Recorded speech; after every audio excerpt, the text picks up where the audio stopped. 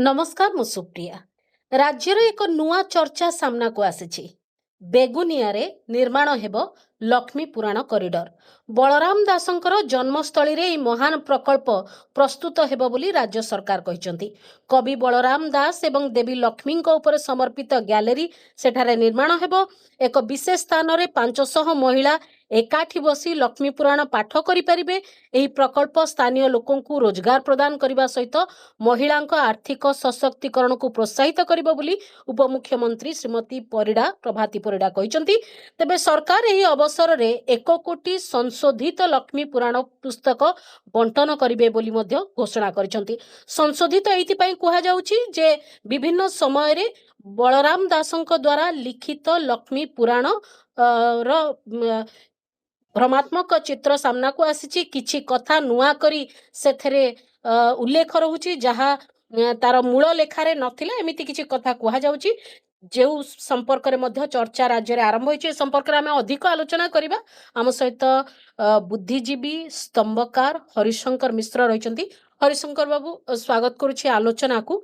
पुणी एक चर्चा एवं ए चर्चा को नेकरी पुणी सरकारंकर निष्ठा तांकर समयर ज्ञान एवं काहीकि हठात लक्ष्मी पुराण संपर्क रे कथा ए संपर्क रे प्रश्न उठुची। आपनक मन रे की प्रश्न उठुची बा ए संपर्क रे मत कोन? जय श्री जगन्नाथ। देखो वर्तमान गोटे ओडिशा राज्य सारा गोटे जिनस बहुत चर्चित विषय हो जे प्रथम अष्टम श्रेणी पर्यंत जो पाठ बही छपा जाई पिला को दिया जायछि सेतरे केतळे 1700 केतळे 2200 भूल बाहर बोली जिते गणमाध्यम रे व्यापक चर्चा होची जिते सारा ओडिशा लोक व्यथित करते ओडिशा राजकोष बहु कोटी टंका खर्च होई बर्तमान ता पिला मानकर कौन प्रकार लागुना बोली सर्वत्र चर्चित होची। ठीक से समय आम प्रधानमंत्री उपमुख्यमंत्री श्रीमती प्रभाती परिडा जो कहते गोप बेगुनिया पाखरे बलराम दास गोटे कॉरिडोर निर्माण करा महिला मानकर आर्थिक उन्नति करिवो। कहवाटा हे तो ठीक ही पारे कि कौन कहीदेला कि तार सफल रूपायन किभली हम कौन हम सी तो अलग कथा किंतु से आउ गोटे कथा जो कहते 1 कोटी लक्ष्मी पुराण बंटा जाए लोक 1 कोटी लक्ष्मी पुराण लोक बंटन करा तार यथार्थता जदि आम आलोचना करवा मुझे भावुची प्रथम प्रश्नटा आपन को पचारि जे आमर ये बलराम दास जो लक्ष्मी पुराण लिखिले ताले तार पर पूर्व कौन आम ओडिशा रे लक्ष्मी पूजा हो नथिला ना ता पूर्व जगन्नाथ मंदिर नथिला ना ता पूर्व आनंद बजार नथिला ना ता पूर्व चंडाल हस्तु ब्राह्मण छड़ाई खाइबे ए विधि व्यवस्था नथिला कि जा कौन लक्ष्मी पुराण प्रचलन पर आरंभ होइछि कि विराट बड़ प्रश्नवाचित सृष्टि कर सारी। द्वितीय कथा हूँ आमर ये जो लक्ष्मी पुराण प्रत्येक वर्ष मार्गशीर्ष मासरे प्रत्येक गृही पत्नी माने पूजा करते लक्ष्मी पुराण पढ़ती 14 अक्षरी या सारा ओडिशा रे समान नुह। आमर गोटा लक्ष्मी पुराण पढ़ा जाए उपकूलवर्ती अंचल रे आमर पश्चिम ओडिशा रे धान माणिका ओषा बोली गोटे बही पढ़ा जाए विषय वस्तु जदिओ समान ताले भाषा किंतु अलगा। किंतु लक्ष्मी पुराण जे गोटे सर्वाधिक पुराण एवं ताकू समस्ते पाठ करती एटा जेतोले आम ओडिशा रे ठीक ही नाही बोधे मान्यवर आमर उपमुख्यमंत्री जानी नाहांती जे लक्ष्मी पुराण ओडिशा सर्वत्र आदृत होई नाही किंतु विभिन्न नाम रे एटा पढ़ा जाउची। एइठी आउ गोटे कथा आमर जदि लक्ष्मी पुराण भितर टिके गभीर भाव जीवा ताले लक्ष्मी जगन्नाथ को एते बड़ हीनस्था कले गोटे स्वामी की पत्नी हैरान करवा हीनस्था करवा ताकू बाहर भिक्ष मगेवा एवं बड़ पंडा दुआर को से जीवा ये सबुड़ा आगे प्रासंगिक मन हुए नहीं किंतु तथापि जेहेतु लोक मैंने गोट मन कि जो केतोटी मौलिक जिनस रही जाए ताहा होची शुद्ध पूत स्थान को लक्ष्मी आगमन करती लक्ष्मी कौन जाति भाव न थाए ହଁ ଏବଂ ଯୋଉମାନେ ପତ୍ନୀଙ୍କୁ କିଛି ନିର୍ଯାତନା ଦିଅନ୍ତି ସେମାନେ କିଛି ହଇରାଣ ହୁଅନ୍ତି। ହଁ ଏଇ କେତୋଟି ମୌଳିକ ଜିନିଷ ଆମେ କେବଳ ତା ଭିତରୁ ଗ୍ରହଣ କରି, ହୁଁ ଯେହେତୁ ଏହା ଏକ 14 ଅକ୍ଷରୀ ଲେଖା ହଁ ଏବଂ ଭାଷା ମଧ୍ୟ ଶାଳୀନତା ରହିଛି, ତାହାକୁ ଲୋକମାନେ ଘରେ ଘରେ ଆଦୃତ ହେଇଛି ଏବଂ ଲୋକମାନେ ତାକୁ ପଢନ୍ତି ହଁ ଏବଂ ଯେତେବେଳେ ପଢନ୍ତି ଲୋକମାନଙ୍କ ମଧ୍ୟରେ ଗୋଟେ ମଧ୍ୟ ଲକ୍ଷ୍ମୀପତି ଭାବଟା ଅଲଗା ପ୍ରକାର ଆସେ। କିନ୍ତୁ ସେ ଆଜ୍ଞା ବିଷୟବସ୍ତୁକୁ ଯଦି ଆମେ ଯିବା, ବିଷୟବସ୍ତୁରେ ମଧ୍ୟ ବହୁତ ଅପ୍ରାସଙ୍ଗିକ ତଥ୍ୟ ରହିଛି। ଆଜ୍ଞା ତ ସେଇ ଯୋଉ ଅପ୍ରାସଙ୍ଗିକ ତଥ୍ୟ ବୋଲି କୁହାଯାଉଛି, ଏବେ ଗୋଟେ ଯୁକ୍ତି ଆସୁଛି କିଛି ଲୋକଙ୍କ ଦ୍ଵାରା ଯେ ମୂଳ ଲେଖା ଠାରୁ ସମୟକ୍ରମେ ତାକୁ ଭୁଲ ଲେଖା ଯାଇଛି, ଭୁଲ ଜିନିଷ ତା ଦେହରେ ଭର୍ତ୍ତି କରାଯାଇଛି। ଯେମିତିକି ଜଣଙ୍କର ପ୍ରତିକ୍ରିୟା ମୁଁ ଶୁଣୁଥିଲି, ସେ କହିଲେ ଯେ ଝିଅମାନେ ବିବାହ ପରେ ଲକ୍ଷ୍ମୀ ଭୋଗ, ଯୋଉ ମାର୍ଗଶିର ମାସର ଭୋଗ ଖାଇବେ ନାହିଁ ବୋଲି ଯୋଉ ବିଧିଟି ରହିଛି, ତାହା ପରେ ସେଟା ତା ସାଙ୍ଗରେ ଯୋଡା ଯାଇଛି, ସେମିତି ମୂଳ ଲେଖାରେ ବଳରାମ ଦାସଙ୍କର ନଥିଲା। ତାର ଅର୍ଥ ଏଇଠି ଯଦି ମୂଳ ଲେଖା ଆସିବ ତାହେଲେ ଏହାକୁ ଏକ ପ୍ରଗତିଶୀଳ ବୋଲିକିରି କଥା ବୋଲି କୁହାଯାଉଛି, ଯାହା ପରବର୍ତ୍ତୀ ସମୟରେ ତାକୁ ଭୁଲ ଭାବେ ଉପସ୍ଥାପନ କରାଯାଇଛି। ତ ସେଇ କଥା ସବୁ କୁହାଯାଉଛି, କିନ୍ତୁ ଇଏ ପ୍ରଶ୍ନ ନୁହେଁ ଯେ କୋଉଠୁ ବଳରାମ ଦାସଙ୍କର ମୂଳ ଲେଖା କୋଉଠୁ ମିଳିବ, କିଏ ତାକୁ ବର୍ତ୍ତମାନ ଜାଣିବ ଯେ ଏଇଟା ହିଁ ବଳରାମ ଦାସଙ୍କର ମୂଳ ଲେଖା, କିଏ ସେମାନେ ଯୋଉମାନେ ଏ କାମ କରିପାରିବେ ଏବଂ ସେ ଯୋଉ କାମ ହବ ତାହା ବିଜ୍ଞାନ ସମ୍ମତ ହେବ ନା ସେଥିରେ କୌଣସି ରାଜନୀତିର ପ୍ରବେଶ ରହିବ, ଏସବୁ କଥା ମଧ୍ୟ ରହୁଛି। କାରଣ ଗବେଷଣା ତ ଗୋଟେ ବିଜ୍ଞାନର କଥା ନା, ରିସର୍ଚ୍ଚ ତ ଗୋଟେ ବିଜ୍ଞାନର କଥା। କାରଣ ଏ ସବୁ ସାହିତ୍ୟ ଗବେଷକ ଯୋଉମାନେ, ସେମାନେ ଗବେଷଣା କରିକିରି ତାର ଭଲ ମନ୍ଦ ଦିଗ ବାହାର କରିବେ। ହଁ, ଠିକ କଥା ଆପଣ କହିଛନ୍ତି। ପ୍ରକୃତରେ ବଳରାମ ଦାସଙ୍କର ମୂଳ ଲେଖାଟାକୁ କୋଉଠି ଅଛି ବା ତାକୁ କିଏ ଦେଖିଛି ବା କିଏ ତାକୁ ସାଇତିକି ରଖିଛି ହଁ ଏବଂ ସେ ତାରି ଆଧାରରେ ବର୍ତ୍ତମାନ ପ୍ରଚଳିତ ଲକ୍ଷ୍ମୀପୁରାଣ ତ୍ରୁଟି ଅଛି ବୋଲି କିଏ ତାକୁ ପ୍ରଥମେ ଲୋକଲୋଚନକୁ ଆଣିପାରିବ ବା ତାକୁ କିଏ ପ୍ରକୃତ ତଥ୍ୟଟା ସେଇଟା ହିଁ ପ୍ରକୃତ ଲକ୍ଷ୍ମୀପୁରାଣ, ତାପରେ କିଏ ପ୍ରାମାଣିକ ତଥ୍ୟ ଦେଇପାରିବ, ସେଟା ଯାହା କହିଲେ ସେଇଟା ମଧ୍ୟ ବିଜ୍ଞାନ ସମ୍ମତ ଗବେଷଣା ସାପେକ୍ଷ। ହଁ କିନ୍ତୁ ଏଇ ଯୋଉ ଜିନିଷଟା ବର୍ତ୍ତମାନ କହୁଛନ୍ତି ଯେ ଆମର 1 କୋଟି ଲକ୍ଷ୍ମୀ ପୁରାଣ ଆମେ ବାଣ୍ଟି ଦେବା ଓଡିଶାରେ, ହଁ ଆଗ ପ୍ରଥମେ ଲୋକଙ୍କ ପାଖେ ଗୋଟେ ଜିନିଷ ଗ୍ରହଣୀୟ ହବା ଦରକାର। ହଁ ତେଣୁ ତାପରେ ପ୍ରଚଳିତ ଲକ୍ଷ୍ମୀ ପୁରାଣ ଯୋଉଟା ଲୋକମାନେ ବର୍ତ୍ତମାନ ସୁଦ୍ଧା ଆମେ ଉପକୂଳ ଅଞ୍ଚଳରେ ହଉ ବା ସେଇପଟେ ଧାନମାଣିକା ଓଷାରେ ହଉ, ଯେତେବେଳେ ବିଷୟବସ୍ତୁଟି ସମାନେ, ହୁଁ ଏଇ ବିଷୟବସ୍ତୁଟି ଲୋକମାନେ ଯେତେବେଳେ ଗ୍ରହଣ କରିସାରିଛନ୍ତି, ହଁ ଏ ବିଷୟରେ ଯଦି କୌଣସି ତ୍ରୁଟି ବିଚ୍ୟୁତି ରହିଛି ବା ମୂଳ ଲେଖା ଏହା ଯଦି ତଫାତ ରହିଛି, ଏହାକୁ ପ୍ରଥମେ କିଏ ପ୍ରମାଣ କରିବ ଯେ ନାଇଁ ଏଇଟା ଭୁଲ ଏବଂ ସେଇଟା ଠିକ ବୋଲି। ସେ ଯୋଉ ଆଜ୍ଞା ଠିକ ବୋଲି କହୁଛନ୍ତି ଯୋଉଟାକୁ, ହଁ ସେଇଟା ଯେ ଭୁଲ ନୁହଁ, ତାକୁ ଯଦି ଆଉ କିଏ କହିବ ଯେ ଏଇଟା ମଧ୍ୟ ଭୁଲ, ହଁ ତାହେଲେ ମଧ୍ୟ କଣ ଆଉ ଥରେ କଣ ଦ୍ୱନ୍ଦ୍ୱ ସୃଷ୍ଟି ହବ? ତେଣୁ ଆଜ୍ଞା ଗୋଟେ ଜିନିଷ ଯେତେବେଳେ ଲୋକମାନେ ଗ୍ରହଣ ହେଇଛି, ଆଉ ଗୋଟେ ବର୍ତ୍ତମାନ ଦେଖନ୍ତୁ ଗୋଟେ ଆମର କଥା ଅଛି, ଶିରୋନାସ୍ତି ଶିରୋବ୍ୟଥା। କ୍ଷୀର ପିଡା ଏ ହଁ ଯୋଉ ବର୍ତ୍ତମାନ ତ ଆପଣଙ୍କର ତ କୌଣସି ଲକ୍ଷ୍ମୀପୁରାଣ ନେଇ କୌଣସି ଦ୍ୱନ୍ଦ୍ୱ ନାହିଁ ଯେ ସରକାର ହଁ ତାପରେ ଗୋଟେ କମିଶନ ନା ବସେଇବେ, ତାପରେ କିଏ ଗୋଟେ ଲୋକ ଆଲୋଚନା କିଏ କଥା କରିବେ। ଉଠଉଛନ୍ତି କି ଯେ ଆମକୁ କେହି ଆପଣ ତ ଉଠୁନାହାନ୍ତି। ଲକ୍ଷ୍ମୀ ପୁରାଣ ବହି ଦିଅନ୍ତୁ ବୋଲିକିରି? ଏଇଟା ତ କେହି ଲକ୍ଷ୍ମୀପୁରାଣ ବହି ମାଗୁନାହାନ୍ତି ଆଜ୍ଞା। ଯେତେବେଳେ ଆମର ମଧ୍ୟ ଅଛି କୌଣସି ଜିନିଷ ଯଦି ଉପରି ମାଗଣା ଜିନିଷ ମିଳେ, ତାକୁ ମଧ୍ୟ ଦେବତା ପାଖେ ସେଟା ଗ୍ରହଣୀୟ ହୁଏ ନାହିଁ। ତେଣୁ ସମସ୍ତେ ଲକ୍ଷ୍ମୀପୁରାଣ ବହି ଖଣ୍ଡେ ବଜାରରୁ କିଣନ୍ତି, ସମସ୍ତେ ବହି ଖଣ୍ଡେ ନିଜ ଘରେ ପଢନ୍ତି।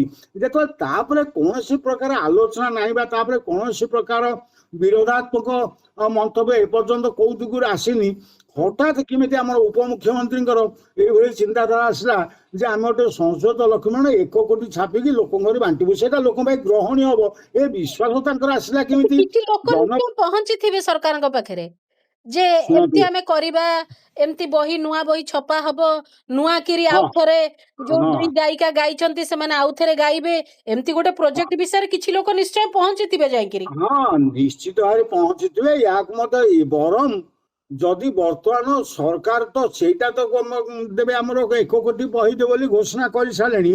ହଁ ବର୍ତ୍ତମାନ ଯଦି ବେସରକାରୀ ଭାବରେ ଗୋଟେ ଅନୁସନ୍ଧାନ କରାଯାଆନ୍ତା ହଁ ଯେ ଏଇ ତଥ୍ୟଟା ଉପମୁଖ୍ୟମନ୍ତ୍ରୀଙ୍କ ପାଖକୁ ଆସିଲା କେମିତି ଏବଂ ଉପମୁଖ୍ୟମନ୍ତ୍ରୀ ତାକୁ ଏକ ସଭାରେ ତାକୁ ଘୋଷଣା କଲେ କେମିତି, ତାହେଲେ ତା ପଛରେ ମଧ୍ୟ ଗୋଟେ କାହାଣୀ ଅଛି। ହୁଁ ତା ପଛରେ କାହାଣୀ ନାହିଁ ତା ନୁହଁ। ହୁଁ ହୁଁ ଆମର କିଛି ତଥାକଥିତ ସାହିତ୍ୟିକ ହୁଁ ନିଜକୁ ଜ୍ଞାନୀ ଏବଂ ନିଜକୁ ଜଣେ ଜଣେ ଇଏ ମହାଜ୍ଞାନୀ ସର୍ବୋପରି ଜଣେ ଗବେଷକ ଭାବରେ ନିଜକୁ ଉପସ୍ଥାପିତ କରିବାକୁ ଯାଇ ହଁ ମଧ୍ୟ ବଳରାମ ଦାସଙ୍କର ସଂସଦୀୟ ଲକ୍ଷ୍ମୀ ପୁରାଣ ଉପରେ ସମ୍ୟକ ଆଲୋଚନା କିଛି ଦିନ ପୂର୍ବରୁ କରିଥିଲେ। ହୁଁ ହୁଁ ଯଦି ଆମେ ୟା ଉପରେ କିଛି ଆମର ଗୋଟେ ଯେମିତି ଆମର ସ୍ମୃତି ଶକ୍ତି ଟିକେ ସମସ୍ତଙ୍କର କ୍ଷୀଣ ବୋଲି ଧାରଣା ଅଛି, ତେଣୁ ଲୋକ ଯିଏ ଯାହା କହନ୍ତି ଆମେ ଭୁଲି ଯାଉ। ଯଦି ଆମେ ଗଭୀର ଭାବେ ଟିକେ ଅତୀତକୁ ମନେ ପକେଇବା ତାହେଲେ ଏଭଳି ଗୋଟେ ମଧ୍ୟ ସୃଷ୍ଟି ହେଇଥିଲା ଏ ଓଡ଼ିଶାରେ ଯେ ଲକ୍ଷ୍ମୀ ପୁରାଣ ଉପରେ ଗବେଷଣା କରାଯିବ ବା ଗବେଷଣା ହେଇଛି ଏବଂ ଲକ୍ଷ୍ମୀ ପୁରାଣ ପ୍ରକୃତରେ ଯୋଉଟା ପ୍ରଚଳିତ ହଉଛି ତା ପରିବର୍ତ୍ତେ ଆଉ ଗୋଟେ ଲକ୍ଷ୍ମୀ ପୁରାଣ ପ୍ରଚଳିତ ଏଇ ତଥାକଥିତ କିଛି ସାହିତ୍ୟିକ ତାପରେ ଗୋଟିଏ ବସି ମଧ୍ୟ ତାକୁ କବଳ କଳ୍ପିତ ହୋଇପାରେ ବା ସତ୍ୟ ହେଇପାରେ, ତାଙ୍କ ସପକ୍ଷରେ କଣ ଯୁକ୍ତି ଅଛି, ତାଙ୍କ ସପକ୍ଷରେ କଣ ଗବେଷଣାତ୍ମକ ତଥ୍ୟ ଅଛି ତାହାକୁ ଆଜ୍ଞା ସାର୍ବଜନୀନ କରି ଗୋଟିଏ ଆଜ୍ଞା କଥା ଆରମ୍ଭ ହେଇଥିଲା, କିନ୍ତୁ ହଁ ସେତେବେଳେ ତା ଲୋକମାନେ ଗ୍ରହଣୀୟ ହେଲା ନାହିଁ, ତା ଆପେ ଆପେ ଚପିଗଲା। ପୁଣି ବେଳ ଏବେ କାଳ ସେ ଦେଖିକି ଜିନିଷଟା ସାମ୍ନାକୁ ଆସିଛି। ହରିଶଙ୍କର ବାବୁ, ଯେମିତି ମନେକର କୌଣସି ପ୍ରାଚୀନ ଲେଖାକୁ ନେଇକିରି କୌଣସି ଦ୍ୱନ୍ଦ୍ୱ ରହିଛି ବା କାଳକ୍ରମେ ତାକୁ ଅପଭ୍ରଂଶ କରାଯାଇଛି ବା ସେଥିରେ କିଛି ନୂଆ କଥା ଭର୍ତ୍ତି କରାଯାଇଛି ଯାହା ମୂଳ ଲେଖାର ଅଂଶ ନୁହେଁ, ତାହା ଏକ ଗବେଷଣା ସାପେକ୍ଷ ଜିନିଷ। ତାକୁ ନେଇକିରି ଚେୟାର ପ୍ରତିଷ୍ଠା ହେଇପାରେ, ତାକୁ ନେଇକିରି ସାହିତ୍ୟିକ ମାନେ କାମ କରିପାରନ୍ତି, ଗବେଷକ ମାନେ କାମ କରିପାରନ୍ତି, ଯେଉଁମାନେ ପିଲାମାନେ ପାଠ ପଢୁଛନ୍ତି ସେମାନେ ତା ଉପରେ ଇଣ୍ଟରେଷ୍ଟ ଦେଖେଇକିରି ରିସର୍ଚ୍ଚ କରିପାରନ୍ତି। ସେ ସବୁ ଠିକ ଅଛି, କିନ୍ତୁ ଏଥିରେ ସରକାରଙ୍କର ଉପସ୍ଥିତିର ଆବଶ୍ୟକତା କ'ଣ ଏବଂ କାହିଁକି ସରକାର ଗୋଟେ ଆଗଭର ହେଇକିରି ବହି ବାଣ୍ଟିବା ପ୍ରସଙ୍ଗ ଉଠଉଛନ୍ତି? ଆପଣ ଜଗନ୍ନାଥଙ୍କ କାମ କରିପାରୁନାହାନ୍ତି, ଏଡେ ବଡ ମନ୍ଦିର ତାର ରକ୍ଷଣାବେକ୍ଷଣ କରିପାରୁନାହାନ୍ତି, ବିଭିନ୍ନ ପ୍ରକାର ସମସ୍ୟା ରହିଛି। ଆମର ଭକ୍ତି କେତେ ତାହା ଅଯୋଧ୍ୟା ରାମ ମନ୍ଦିରର ପରିସ୍ଥିତିରୁ ଆମେ ଦେଖୁଛେ।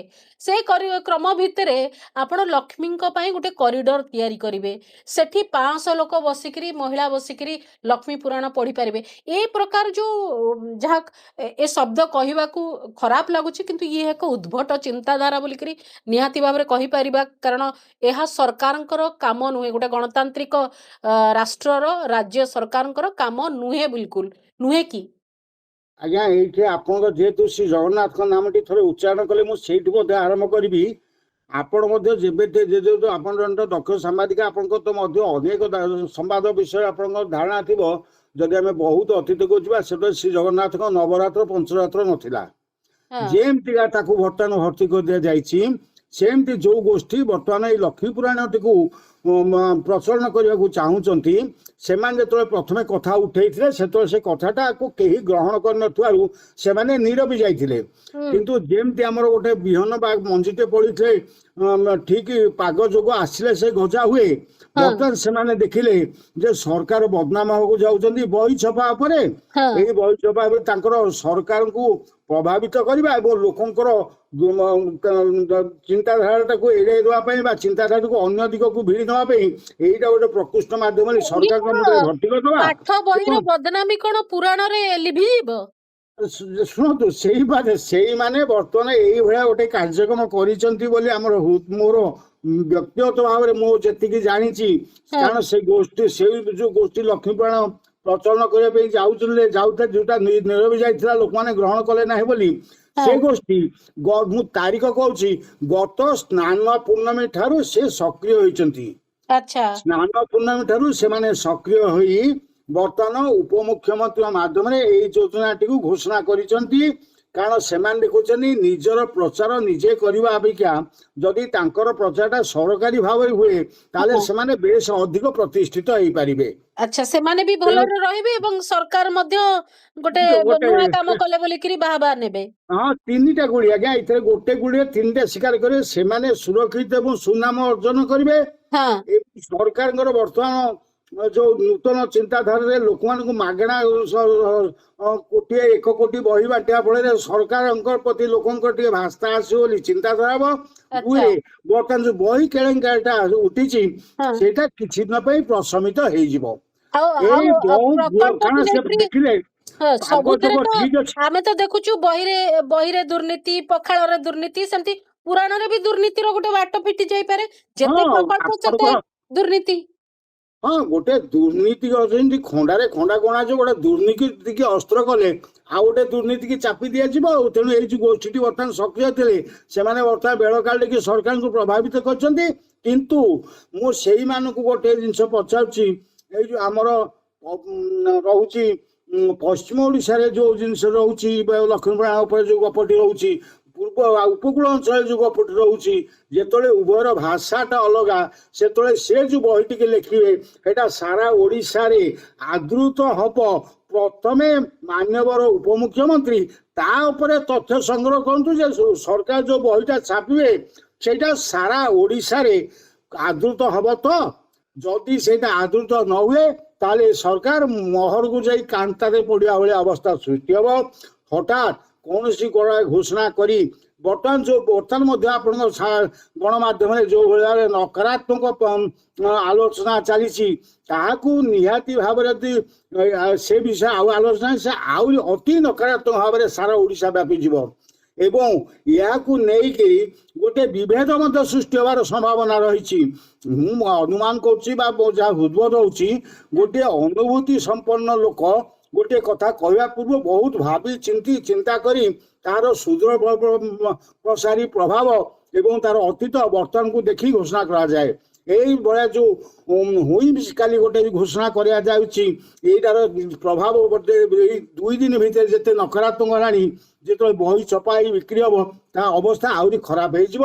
ନିଶ୍ଚିତ ଭାବରେ ଲୋକଙ୍କୁ ସନ୍ତୁଷ୍ଟ କରିବାକୁ ଯାଇକି ଲୋକଙ୍କୁ ବହୁ ଅସନ୍ତୋଷ ସୃଷ୍ଟି ହବ। ଅପରପକ୍ଷରେ ଯଦି ଯିଏ କହେ ଏ ବହିଟା ଭୁଲ ଏବଂ ବଳରାମ ଦାସଙ୍କର ସ୍ୱହସ୍ତ ଲିଖିତ ବହି କାହା ପାଖରେ ସୁରକ୍ଷିତ ଅଛି ସେଇଟା ବର୍ତ୍ତମାନ ଦାଖଲ କରାଯାଉ କେହି ତ ତାକୁ ସମ୍ଭାବନା ଦାଖଲ କରିପାରିବେ ନାହିଁ। ତେଣୁ ବର୍ତ୍ତମାନ ନିଜର ଇଚ୍ଛାକୁ ଜାହିର ଦେବା ପାଇଁ ଯୋଉ ଗୋଷ୍ଠୀ ସକ୍ରିୟ ହୋଇଛନ୍ତି ଏବଂ ସେଇ ଗୋଷ୍ଠୀର ମାୟାଜାଲରେ ବର୍ତ୍ତମାନ ସରକାର ଯେଉଁଭଳିଆ ପଡ଼ିଯାଇଛନ୍ତି ଏଇ ତ ବର୍ତ୍ତମାନ ଏଇ କଦରମାକ୍ତ ପରିବେଶରୁ ସରକାର ତ ନିଜେ ନିଜକୁ ରକ୍ଷା କରିବାକୁ କଷ୍ଟ କରିବାକୁ ପଡ଼ିବ। କାରଣ ବର୍ତ୍ତମାନ ଯେତେବେଳେ ସେ ଘୋଷଣା କରିଦେଇଛନ୍ତି ତାହା ଯେତେବେଳେ ଲୋକମାନଙ୍କ ମଧ୍ୟରେ ପ୍ରବଳ ଭାବରେ ଆଲୋଚନା ହେଲାଣି ବର୍ତ୍ତମାନ ତ ମାନ୍ୟବର ଉପମୁଖ୍ୟମନ୍ତ୍ରୀ ତାପରେ ସ୍ପଷ୍ଟୀକରଣ ମଧ୍ୟ ଦେବାକୁ ପଡ଼ିବ। ତାପରେ ବର୍ତ୍ତମାନ ମାନ୍ୟବର ଉପମୁଖ୍ୟମନ୍ତ୍ରୀଙ୍କୁ ସ୍ପଷ୍ଟୀକରଣ ମଗା ଯାଇପାରେ ତମେ କେମିତି ଜାଣିଲ ଯେ ପୁରୁଣା ବହିଟା ଭୁଲ ଏଇ ବହିଟା ଠିକ ବୋଲି ଏବଂ କୋଉ ତଥ୍ୟ ଆଧାରିତ ତାପରେ ତ ସ୍ପଷ୍ଟୀକରଣ ମଗାଯିବ। ସେତେବେଳେ ଗୋଟେ ନିଶ୍ଚିତ ଭାବରେ ଗୋଟେ ଅତି ଅପମାନଜନକ ପରିସ୍ଥିତି ସୃଷ୍ଟି ହବ। ବୋଧହୁଏ ଏହା କେବଳ ଅଭିଜ୍ଞତା ଅଭାବରୁ ଏଭଳି ଘୋଷଣାଟେ ଉପମୁଖ୍ୟମନ୍ତ୍ରୀ କହିଛନ୍ତି। ହଁ ଯଦି ଆମର ପଞ୍ଚସଖା ଉପରେ ଗବେଷଣା କାର୍ଯ୍ୟ ଆପଣ ଯାହା କହିଲେ ଚେୟାର ପ୍ରତିଷ୍ଠା କରାଯାଇପାରେ ବା ତାପରେ ଗବେଷଣା କରାଯାଇପାରେ ଆମ ପଞ୍ଚସଖାଙ୍କ ଉପରେ ଲୋକଙ୍କର ମଧ୍ୟ ଚିନ୍ତାଧାରା ଠିକ ଅଛି ଆମର ସେମାନଙ୍କୁ ଆମେ ନମସ୍ତେ ବୋଲି ଭାବୁ କିନ୍ତୁ ଏଇଭଳି ଯୋଉ ଉଦ୍ଭଟ ଚିନ୍ତାଧାରା କି ଲକ୍ଷ୍ମୀପୁରାଣୀ କରିଛନ୍ତି ସେ ତାପରେ କାହିଁ କେବେ ସେ ସଫଳ ହେବେ ଏହା ନୁହଁ। ଇଏ ଟିକେ ରାଜନୀତିର ପ୍ରଶ୍ନ ହେଇପାରେ କିନ୍ତୁ ମୁଁ ଆପଣଙ୍କୁ ପଚାରି ଦିଏ ଯେ ଏ ପୁରାଣ ମାନେ ପଞ୍ଚାୟତରେ ରକ୍ଷା କରିଦବ କି? କାରଣ ବହୁ ପ୍ରସଙ୍ଗକୁ ନେଇକିରି ଯେତେବେଳେ ବିବାଦୀୟ ସ୍ଥିତି ରହିଛି ସେଇ ସମୟରେ ଘରକୁ ଘର ଯିବ ପୁରାଣ ତ ସିଏ ପଞ୍ଚାୟତରେ ଗୋଟେ ସୁରକ୍ଷା କବଚ ସାଜିବ କି? ଆଜ୍ଞା ମୁଁ ବି ସେଇଠି ରାଜନୈତିକ ଦୃଷ୍ଟିକୋଣ ନେବି ଯେ ଯେତେବେଳେ ଲୋକଙ୍କୁ 35 କିଲୋ ଚାଉଳ ନେବା ପାଇଁ ଅଖା ଦଉଥିଲେ ପୂର୍ବତନ ସରକାର ସେଥିପାଇଁ ଶଙ୍ଖ ଆଉ ମୁଖ୍ୟମନ୍ତ୍ରୀଙ୍କ ଫଟୋ ମାରୁଥିଲେ ଇଏ ଲକ୍ଷ୍ମୀପୁରାଣରେ ସମାନ କଥା ହେଇଛି ମାନେ ସମାନ କଥା ପ୍ରଧାନମନ୍ତ୍ରୀ ମୋଦିଙ୍କର ଯୋଗୀଙ୍କର ସବୁ ଜାଗାରେ ଫଟୋ ମରା ଚିନ୍ତା ରହିଛି। ଆମେ ଦେଖିଲେ କୋଭିଡ ଟିକାରେ ବି ସାର୍ଟିଫିକେଟରେ ବି ଫଟୋ ଥିଲା। ଆଜ୍ଞା ବର୍ତ୍ତମାନ ସେମିତି ଯଦି ଆମର ଦଳୀୟ ଚିହ୍ନ ସହ ଯଦି ମୁଖ୍ୟମନ୍ତ୍ରୀଙ୍କ ବା ଅନ୍ୟ ତାଙ୍କ ଦଳୀୟ ନେତାଙ୍କର ଫଟୋ ଥାଇ ଲୋକଙ୍କ ପାଖକୁ ଯିବ ତାହେଲେ ସେଇଟା ହୁଏତ ଆଗାମୀ ପଞ୍ଚାୟତ ନିର୍ବାଚନକୁ ପ୍ରଭାବିତ କରିବା ପାଇଁ ଗୋଟେ ଅସ୍ତ୍ର ଏହା ମଧ୍ୟ ହୋଇପାରେ। କିନ୍ତୁ ଯାହା ଚିନ୍ତା କରାଯାଉଛି ଏ ସବୁ ଆଦୌ ମାନେ ପରିପକ୍ୱ ଚିନ୍ତାଧାରା ବୋଲି ଭିତରେ ଗ୍ରହଣୀୟ ହବ ନାହିଁ। ସରକାରଙ୍କର ଲୋକଙ୍କ ପ୍ରତି ଯୋଉ ଭଳିଆ ଉତ୍ତରଦାୟିତ୍ୱ ରହିଛି ବା ଯୋଉ ଭଳି ଭାବରେ ପ୍ରତିବଦ୍ଧତା ରହିବା ଦରକାର ଏ ଲକ୍ଷ୍ମୀପୁରାଣ ବାଣ୍ଟି ଦେଲେ ଯେ ତାର ସେ ପ୍ରତିବଦ୍ଧତା ପୂରଣ ହେଇଯିବ ଏ ଚିନ୍ତାଧାରା ଯଦି ସରକାର ଆଣୁଥାନ୍ତି ତାହେଲେ ସରକାର ସମ୍ପୂର୍ଣ୍ଣ ନିଜର ଅପରିପକ୍ୱତାକୁ ହିଁ ପ୍ରତିପାଦନ କରୁଛନ୍ତି। ହରିଶଙ୍କର ବାବୁ ଗୋଟେ କଥା ହଉଛି ଯେ ଆପଣ ବି ସହମତ ଯେ ଯଦି ଆପଣଙ୍କୁ ଲାଗୁଛି ଯେ ମୂଳ ପୁସ୍ତିକା ରହିବା ଦରକାର, ମୂଳ ଲେଖା ରହିବା ଦରକାର, ତା ପାଇଁ ଗବେଷଣା କଲେ ସମସ୍ୟା ନାହିଁ। ଆମ ମନରେ ବି ସେଇ କଥା ଆସୁଛି, ଗବେଷଣାରେ ସମସ୍ୟା ନାହିଁ। ତ ଲକ୍ଷ୍ମୀ ପୁରାଣର ଯୋଉ କରିଡୋର କଥା ଚିନ୍ତା କରାଯାଉଛି ବଳରାମ ଦାସଙ୍କର ଅଞ୍ଚଳରେ, ତାଙ୍କର ଜନ୍ମସ୍ଥଳୀରେ, ଏଇ କଥାଟିକୁ ଆପଣ କେମିତି ଦେଖୁଛନ୍ତି? ଏଭଳି ଏକ ପୁରାଣ କରିଡୋରର ଆବଶ୍ୟକତା ଅଛି କି? ନାଇଁ, ଏଇଭଳି ଆଦୌ ଆବଶ୍ୟକତା ନାହିଁ। ଆମେ ଯାହା ଆପଣ କହିଲେ ତାପରେ କୌଣସି ପ୍ରକାର ବିଶ୍ୱବିଦ୍ୟାଳୟରେ ଆମର ଗୋଟେ ପଞ୍ଚସଖା ମାନେ ଚେୟାରଟେ ପ୍ରତିଷ୍ଠା କରାଯାଇପାରେ।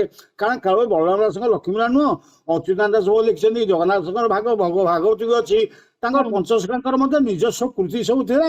ତାପରେ ଏକ ଚେୟାର ପ୍ରତିଷ୍ଠା କରାଯାଇପାରେ କୌଣସି ବିଶ୍ୱବିଦ୍ୟାଳୟରେ। କିନ୍ତୁ ଜନ୍ମସ୍ଥାନରେ ଏଇ ଯୋଉ କହୁଛନ୍ତି ଐତିହ୍ୟ କରିଡର କରିବୁ, ଆମେ 500 ଲୋକ ବସିବେ, ଆଲୋଚନା ବୈଠକ କିଭଳି ଭାବେ ଲୋକଙ୍କର ଆର୍ଥିକ ଏବଂ ସାମାଜିକ ଓ ମାନସିକ ଉନ୍ନତି ହବ ସେ କଥା ଚିନ୍ତା କରାଯାଏ, କେବେ ହେଲେ ସମ୍ଭବ ନୁହଁ। ବା ଆମର ବର୍ତ୍ତମାନ ଯୋଉ ପରିବର୍ତ୍ତିତ ମାନସିକତା ଆସିଯାଇଛି, ତାକୁ ନେଇକରି ଲୋକଙ୍କର ଆର୍ଥିକ ଉନ୍ନତି ହବ, ଏ କଳ୍ପନା ଯଦି ଅଣାଯାଇଥାଏ ତାହେଲେ ଏକ ସମ୍ପୂର୍ଣ୍ଣ ଭ୍ରମାତ୍ମକ ଚିନ୍ତାଧାରା। ଏଥିରେ ସାମାନ୍ୟ ସନ୍ଦେହ ନାହିଁ। ତାଙ୍କ ଜନ୍ମସ୍ଥାନରେ ଏହା କରିବାର କୌଣସି ଆବଶ୍ୟକତା ନାହିଁ। ଓଡ଼ିଶା ରାଜକୋଷରୁ କୋଟି କୋଟି ଟଙ୍କା ଖର୍ଚ୍ଚ କରି ସେ ବାବଦରେ ମଧ୍ୟ କୌଣସି କାର୍ଯ୍ୟ କରାଗଲେ ମଧ୍ୟ ଯୋଉଠି ଆପଣଙ୍କ ଅଚ୍ୟୁତାନନ୍ଦ ଜନ୍ମ ହେଇଛନ୍ତି, ଯୋଉଠି ଯଶୋବନ୍ତ ଦାସ ଜନ୍ମ ହେଇଛନ୍ତି, ଯୋଉଠି ଅନନ୍ତ ଜନ୍ମ ହେଇଛନ୍ତି, ସେଠି ଯଦି ପୁଣି ଦାବି ଉଠିବ, ସରକାର ତାକୁ ପୂରଣ କରିପାରିବେ? ଏହାକୁ ଜନ ଅସନ୍ତୋଷକୁ ପ୍ରଶମିତ କରିବା ପାଇଁ ପୁଣି ଯେ ଜନ ଅସନ୍ତୋଷ ସୃଷ୍ଟି ନହେବ ତାହା କେହି କହିପାରିବେ ନାହିଁ। ତେଣୁ ସରକାର ବର୍ତ୍ତମାନ ଯେତିକି କରିଛନ୍ତି ନୀରବ ରହିବାଟା ଭଲ। ଯଦି ଏପରି ଆଉ ପାଦେ ଆଗାନ୍ତି ତାହେଲେ ପରବର୍ତ୍ତୀ ଯୋଉ ଭଳିଆ ପ୍ରଶ୍ନ, ଯୋଉ ଭଳିଆ ଦାବି, ଯୋଉ ଭଳିଆ ପ୍ରକାର ଚିନ୍ତାଧାରା ବା ଯୋଉ ଭଳିଆ ଅସନ୍ତୋଷ ସୃଷ୍ଟି ହେବ, ତାହାକୁ କେବେ ହେଲେ ସରକାର କେବେ ହେଲେ ବି ସମ୍ମୁଖୀନ ହୋଇକି ମୁକାବିଲା କରିକି ଲୋକଙ୍କର ଅସନ୍ତୋଷକୁ ପ୍ରଶମିତ କରିପାରିବେ ନାହିଁ। ତେଣୁ ଏଇ ଚିନ୍ତାଧାରା ନିହାତି ପରିହାର ହେବା ଉଚିତ। ଆଜ୍ଞା, ହରିଶଙ୍କର ବାବୁ, ଆପଣଙ୍କୁ ଲାଗୁଛି କି ସେମାନେ ପଛକୁ ଫେରିବେ ବୋଲି? କାରଣ ଇଏ ଉପମୁଖ୍ୟମନ୍ତ୍ରୀଙ୍କର ଅଞ୍ଚଳର ପ୍ରସଙ୍ଗ, ସେ ଗୋଟେ କଥା ଦେଇଛନ୍ତି, ପୁଣି ଯେତେବେଳେ କଥାଟା ରଖି ନ ପାରିବେ ତାର ଗୋଟେ ପ୍ରଭାବ ରହିଛି ନାହିଁ ଅଞ୍ଚଳର ପ୍ରତିଷ୍ଠାର କଥା। ଇଏ ଉପମୁଖ୍ୟମନ୍ତ୍ରୀଙ୍କର ଅଞ୍ଚଳରେ ଯଦି ଏଇଭଳିଆ କାର୍ଯ୍ୟ ଥିଲା, ଉପମୁଖ୍ୟମନ୍ତ୍ରୀ ସିନା ଆଜି ଉପମୁଖ୍ୟମନ୍ତ୍ରୀ ଥିଲେ, ସେ ତ ନିଜକୁ ଜଣେ ଜନତାର ସେବକ କହୁଛନ୍ତି। ୟା ଉପରେ କେତେ ଥର ଆଗରୁ ଆଲୋଚନା କରିଛନ୍ତି, ୟା ଉପରେ କେତେ ଥର ଦାବି କରିଛନ୍ତି। ତାଙ୍କର ତ କେନ୍ଦ୍ରରେ ତାଙ୍କ ସରକାର ଥିଲେ, ତାଙ୍କର ତ ମଧ୍ୟ ସଂସ୍କୃତି ବିଭାଗ ଅଛି, କେନ୍ଦ୍ରର ସହାୟତାରେ ମଧ୍ୟ ଏହା ହେଇପାରିଥାନ୍ତା। ସେ ମଧ୍ୟ ସେ ପ୍ରଚେଷ୍ଟା କରିଥିଲେ କି? ଯେତେବେଳେ ସରକାର ନିଜ ହାତରେ ଅଛି, ଯେତେବେଳେ ସୁଭଦ୍ରା ଯୋଜନା ଭଳି ତାଙ୍କ ଯୋଜନା ଘୋଷଣା କରିଦଉଛନ୍ତି, ସବୁଗୁଡାକ ରାଜ୍ୟର ରାଜକୋଷକୁ ପ୍ରଭାବିତ କରୁଛନ୍ତି, ଏଇଭଳିଆ ଗୋଟେ ଘୋଷଣା ସେ ଏବେ କରିଦେଇଛନ୍ତି। କିନ୍ତୁ ସେ ନା ନିଜ ଅଞ୍ଚଳ ଉନ୍ନତି କରିବେ, ସେ ଭୁଲି ଯାଉଛନ୍ତି ଯେ ସେ ହଉଥିଲେ ଓଡ଼ିଶାର ଉପମୁଖ୍ୟମନ୍ତ୍ରୀ। ସେ ଅଞ୍ଚଳର ବିଧାୟିକା ହେଇପାରନ୍ତି, କିନ୍ତୁ ସେ ଓଡ଼ିଶା ସେ ଅଞ୍ଚଳର ଉପମୁଖ୍ୟମନ୍ତ୍ରୀ ନୁହନ୍ତି। ସେ ଉପମୁଖ୍ୟମନ୍ତ୍ରୀ ସାରା ଓଡ଼ିଶାର। ବର୍ତ୍ତମାନ ସେ ତାଙ୍କ ଅଞ୍ଚଳ ପାଇଁ ଉତ୍ତରଦାୟୀ ନୁହଁ, ସାରା ଓଡ଼ିଶା ପାଇଁ ସେ ଉତ୍ତରଦାୟୀ। ଏ ଚିନ୍ତାଧାରା ମଧ୍ୟ ତାଙ୍କ ରହିବା ଦରକାର ଯେ ମୁଁ ଗୋଟେ ଅଞ୍ଚଳରୁ ପ୍ରତିନିଧିତ୍ୱ କରିପାରିଥାଏ, କିନ୍ତୁ ବର୍ତ୍ତମାନ ଯୋଉ ସାମ୍ବିଧାନିକ ପଦବୀ ପାଇଛି ତାହା ସମଗ୍ର ରାଜ୍ୟ ପାଇଁ। ଆଜ୍ଞା, ଠିକ କଥା କହିଛନ୍ତି। ବହୁତ ବହୁତ ଧନ୍ୟବାଦ ହରିଶଙ୍କର ବାବୁ, ଏ ସମ୍ପର୍କରେ ଆପଣଙ୍କର ମତ ରଖିଲେ। ଯୋଉ କଥା ଉପମୁଖ୍ୟମନ୍ତ୍ରୀ ତଥା ସଂସ୍କୃତି ଓ ପର୍ଯ୍ୟଟନ ମନ୍ତ୍ରୀ ପ୍ରଭାତୀ ପରିଡ଼ା ଯୋଉ ପ୍ରସଙ୍ଗ ଉଠେଇଛନ୍ତି ଯେ ବେଗୁନିଆରେ ବଳରାମ ଦାସଙ୍କର ଜନ୍ମସ୍ଥଳୀରେ ଲକ୍ଷ୍ମୀ ପୁରାଣ କରିଡର ହେବ, ବଡ଼ ପ୍ରକଳ୍ପର କଥା କହିଛନ୍ତି, କୋଟି କୋଟି ଟଙ୍କାର ବ୍ୟୟବରାଦର ପ୍ରସଙ୍ଗ କହିଛନ୍ତି, ଏବଂ ଲକ୍ଷ୍ମୀ ପୁରାଣ କୁ ଏକ ପୁରାଣ, ଏକ ଧାର୍ମିକ ପ୍ରସଙ୍ଗ ନ କହିକିରି ସାମାଜିକ, ଅର୍ଥନୈତିକ ଏବଂ ସଶକ୍ତିକରଣର ପ୍ରସଙ୍ଗ ଭଳି ଉଲ୍ଲେଖ କରାଯାଇଛି ଏବଂ କୁହାଯାଇଛି ଯେ ସୋସିଆଲ ସାଇନ୍ସେସ୍ ଯେଉଁ ଅଧ୍ୟୟନ ରହିଛି ସେ କ୍ଷେତ୍ରରେ ମଧ୍ୟ ସମସ୍ତେ ଅଧ୍ୟୟନ କରିବେ, ବିଭିନ୍ନ ପ୍ରକାର ଗବେଷଣା ହେବ। ଗବେଷଣା ସାହିତ୍ୟିକମାନେ କରନ୍ତୁ, ଗବେଷଣା ବିଭିନ୍ନ ପ୍ରକାର କରାଯାଉ, ଚେୟାର ପ୍ରତିଷ୍ଠା ହେଉ, କିନ୍ତୁ ଯେତେବେଳେ 1 କୋଟି ଲକ୍ଷ୍ମୀ ପୁରାଣ ଛପାଯାଇ ନୂଆ କରି ସଂଶୋଧିତ ଲକ୍ଷ୍ମୀ ପୁରାଣ ଛପାଯାଇ ବଣ୍ଟା ଯିବାର କଥା କୁହାଯାଉଛି, ସେତେବେଳେ ହିଁ ସମାଲୋଚନା ଆସୁଛି, ସେତେବେଳେ ହିଁ ରାଜନୀତିର କଥା ଆସୁଛି ଯେ ଏଭଳି ନିଷ୍ପତ୍ତି କାହିଁକି ନିଆଯାଇଛି, କେଉଁ ଲୋକ କହିଥିଲେ ଯେ ଆମକୁ ଲକ୍ଷ୍ମୀ ପୁରାଣ ଦିଅନ୍ତୁ ବୋଲିକିରି, ଯାହାଙ୍କ ପାଇଁ ଏଭଳି ଏକ ଯୋଜନା କଥା କୁହାଯାଉଛି, ଯେଉଁଠି ପାଠ୍ୟପୁସ୍ତକ ସଂଶୋଧିତ ଭାବରେ ଦିଆଯାଇ ପାରିଲା ନାହିଁ, ସଠିକ ଭାବରେ ପିଲାଙ୍କୁ ଦିଆଯାଇ ପାରିନାହିଁ, ସେଠି ଯେତେବେଳେ ଲକ୍ଷ୍ମୀ ପୁରାଣର କଥା ଆସୁଛି ସେଠି ନିନ୍ଦିତ, ସମାଲୋଚିତ ହେବାର ଆଉ ଏକ ରାସ୍ତା ଫିଟୁଛି ବୋଲି ଆମେ କହିପାରିବା। ଏ ସ୍ୱତନ୍ତ୍ର ଆଲୋଚନାକୁ ଏଇଠି ରଖୁଛି। ନମସ୍କାର।